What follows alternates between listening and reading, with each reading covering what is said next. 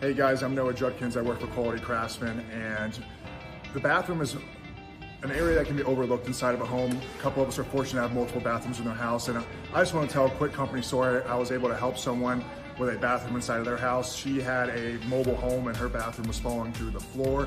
Her and her 2 children and her grandchildren were showering in the kitchen sink, and she needed a bathroom so bad. She didn't want a handyman that would slap something together. She wanted a quality company to work for us, and I was able to provide her a new shower confidently. And it was one of my favorite stories that I get to tell people about. And she calls me and texts me at least once a week to this day, thanking me for the work that we were able to do for her. And that's one of the best things about working at a good company that does a great job. I was confidently able to help her fix her situation, and because a lot of us in our bathroom 1 or 2 times a day, and her and her kids were in that kitchen sink 1 or 2 times a day, and she finally has a good working shower, and it feels great every single time she reaches out to me saying thank you.